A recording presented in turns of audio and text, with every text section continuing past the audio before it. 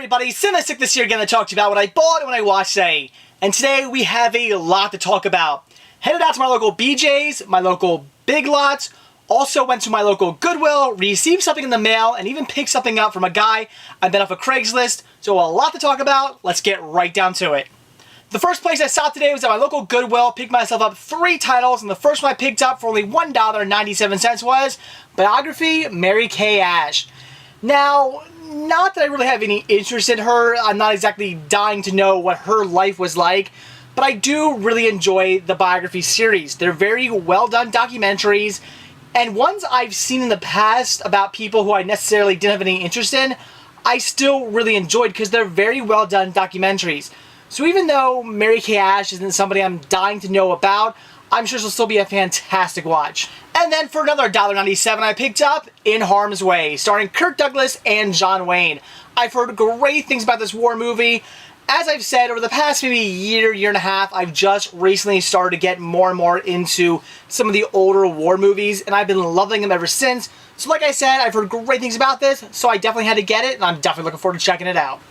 And the last title I picked up from Goodwill was Baywatch, Season 1 for only $2.97. Yes, the first season of Baywatch for $3.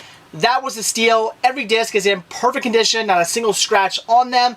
Have not seen the show since it last was on TV, but I did used to watch this a lot as a kid. I remember it being super cheesy, but a lot of fun. This is going to be very nostalgic for me, so I can't wait to sit down and watch this. Then from Walmart, headed over to my local Big Lots, picked myself up 2 titles, both with $3 a piece, and the first one I picked up was Whatever It Takes, a teen comedy that I've actually never seen.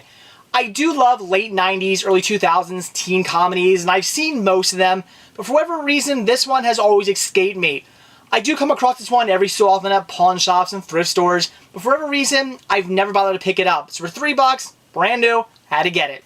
And the second title I picked up from Big Lots was Escape from Fort Bravo for another $3.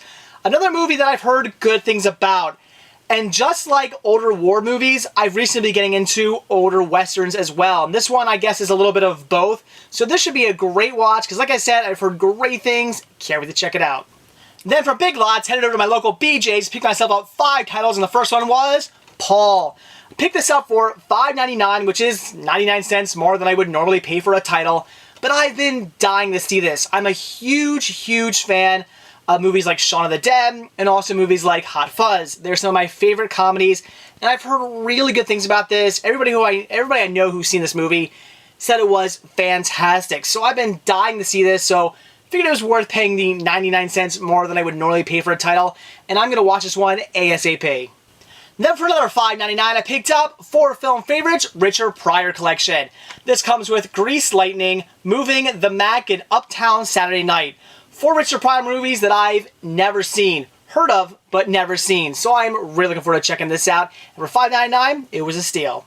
Then yet again, for another $5.99, I picked up another 4 film favorites collection. This one here being Elvis Presley musicals. Comes with Kissin' Cousins, Live a Little, Love a Little, Happy Girl, and Tickle Me. And as I said, I'm trying to get the entire Elvis Presley filmography, so 4 more titles down. Then for only $3.99, I picked up Wild in the Country, another Elvis title. Like I said, trying to get them all, so I had to grab it.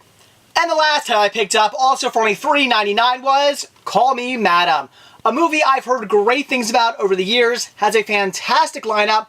For $4, I thought this was a steal, and I am definitely looking forward to watching this one. So that's it for all the stores I hit up today, but on my way home, also met up with a guy I found on Craigslist selling some CEDs, picked up a bunch of great titles for only $8. We're going to go down the floor and take a look at what I got. So here are the 6 CEDs I got. Got these for a total of $8. He originally wanted 10, tried to talk him down to 6. He came back with 8, figured that was a good deal. 6 CEDs for $8 sounded good to me. And the first title I picked up here was Death Wish 2, a great Charles Bronson film. Love this movie. I love the entire Death Wish series. Charles Bronson is just a badass in these films. Then I picked up Arthur, a great Dudley Moore movie. Love it, very funny. Then I got When a Stranger Calls. If there's one thing I love having on CED or any obscure format, it is horror movies, especially great horror movies like this one. Very happy to have that. Then I got Cujo, another great horror movie that I'm very happy to have on CED.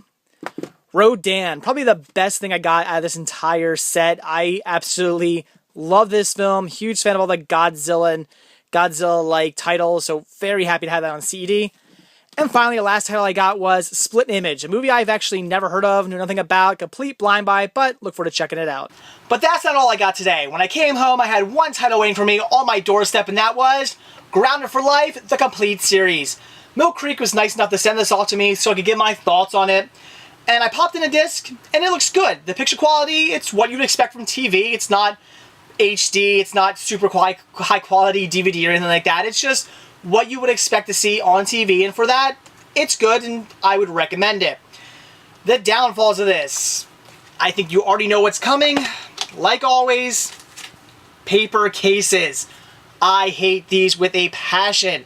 Reason why? They scratch your discs. These do not protect your discs whatsoever. These aren't lined with anything. It's just paper. Every time you put a disc in or out of one of these, they get scratched. And the more you do it, the more they will get scratched. I can't tell you how many times I've bought titles that come in these where I've bought them scratched. They tend to roll around a little bit in these just in shipping. And from that, they do get somewhat scratched. I wouldn't be surprised if one of these has, you know, some little scratches on it. And even though they might be minor scratches, even though those scratches might not affect the playback of the discs, I don't care. If I'm buying something, I want it perfect, brand new. I want it to look like it's never been touched. It should not have scratches, even if they are little tiny ones. So I'm very, very, very much against these cases. I wish Mill Creek would really stop doing that.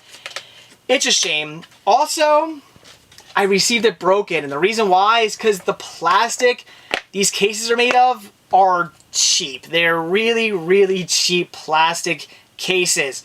I can't tell you how many of these I've broken over the years. You drop a normal DVD case, hits the ground, no problem. You drop one of these cheaper DVD cases and they shatter, which is really weird. They don't just crack or something like that. A lot of times they shatter into pieces, which is just very awkward.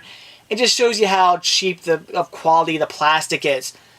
But as I've said many, many times, I understand why it's cheaper quality plastic. I understand why they put them in paper cases.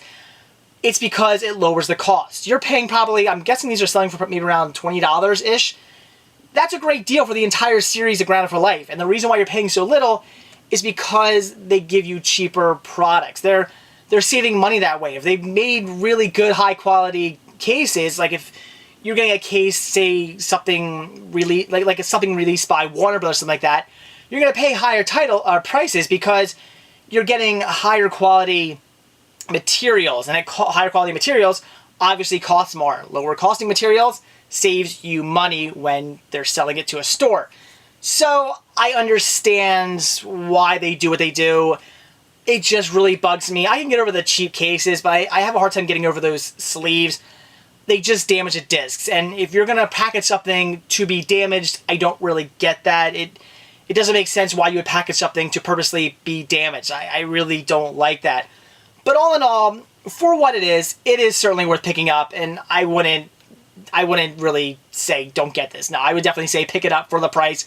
It's a great TV series. If you haven't seen it, check it out. You'll probably love it. If you have seen it, for the price you're paying, it's worth picking up. And you can just do what I do. I head out to my local Staples. They sell thin case DVD, replacement DVD cases, the thin case ones that are double-sided. I just take the discs, put two in each one, and put them next to it. It protects the discs. Yeah, you do have to go out and buy more cases, which sucks, but for the price you're paying for this, plus added on to those cases, you're still getting a really good deal. As far as special features go, it does say loaded with interviews, bloopers, audio commentary, and never broadcast never broadcast episodes and more. That I'm looking forward to checking out. I don't know what that's all about. But anyway, I would definitely recommend picking this up. Again, just for the price you're paying, you're getting a good deal. And, you know, yeah, it might be a little bit of a cheaper release, but it's certainly worth it. So that's it for what I bought today. So now onto what I watched. And today's Disney title was Brother Bear. A movie I've only ever seen once before. Saw this back in, I believe, 2003, 2004, right when it came out. And I loved it. And it was definitely a movie that I'd wanted to give a second watch, but for whatever reason, I just never have. So today, I figured I would definitely sit down and watch it, and I was kind of glad that I had waited so long to check it out, because it was like I was going into this fresh. It was like I was watching it for the first time all over again. Only remembered a few small things here and there, but for the most part, I had pretty much forgotten everything. So it was like watching the movie for the first time all over again, and that was great. I loved it. Thought it was a fantastic film, has a great Disney feel to it. I would highly recommend it. if you're into Disney titles, it's a Disney classic. Downfalls in the movie? Once again, I miss the songs.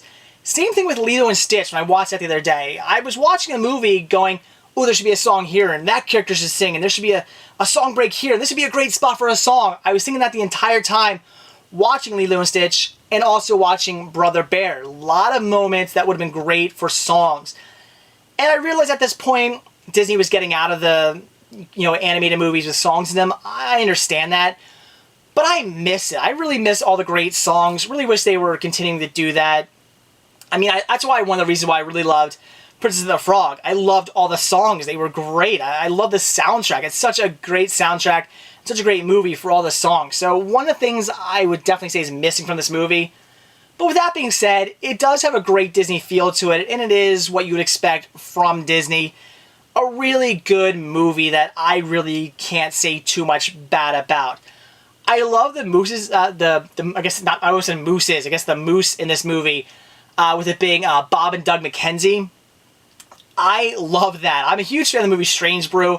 I remember watching them on TV. It's just something great for a more adult crowd. I mean, the little kids are going to laugh at them because they're kind of goofy, but they're not going to really get who they are.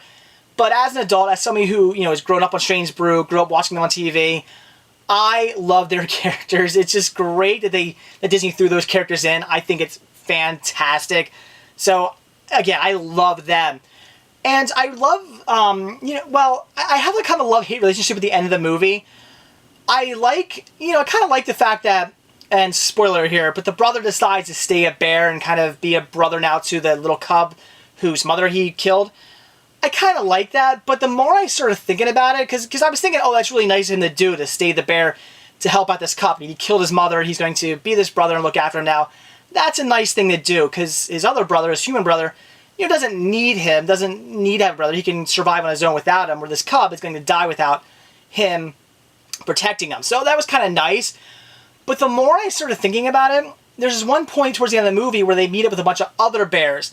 And these bears are super friendly. They're not mean. They're really laid back and chill and cool. And the little cub, Coda, they're all like, hey, Coda, what's up? And they're like best buds with him. And they think this little bear is so cool. So I started thinking about it. There's absolutely no reason why one of those many bears at this big bear meeting that they go to every year, there's absolutely no reason why one of those bears wouldn't look after Coda. There's no reason why Coda wouldn't be looked after. He would have. One of those bears would have definitely taken him in. Meaning that I really forget his name, but the one guy who turned into the bear, there's no reason why he needed to stay a bear. I get what they were trying to do, but he didn't necessarily need to stay that way. He could have stayed a human if he really wanted, so I thought. But it worked out. It was great. Again, another fantastic Disney title. I believe this was the last title actually animated at their Florida studios, which is kind of a shame. I think they only did like 3 movies there. Definitely a shame. After this, I think they went more towards computer animated movies, which definitely a shame. But again, a fantastic watch. If you love Disney titles, see this one. So that's it for I Bought What I Watched today. Definitely a great haul today. Got a lot of really good titles, a lot of great DVDs, a lot of cool CDs. Definitely a great day for the collection. And also watching Brother Bear for only my second time. I loved it. Thought it was great. If you like Disney titles, then I would highly recommend you check it out. I'm sure you'll love it.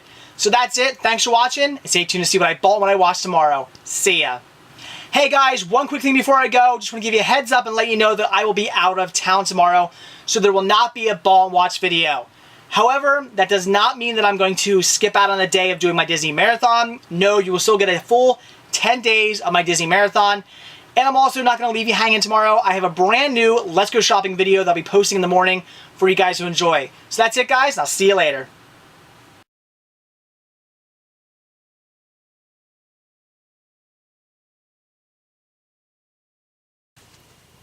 Then yet again, for another $5.99, I picked up another 4 Phil favorites. Fuck!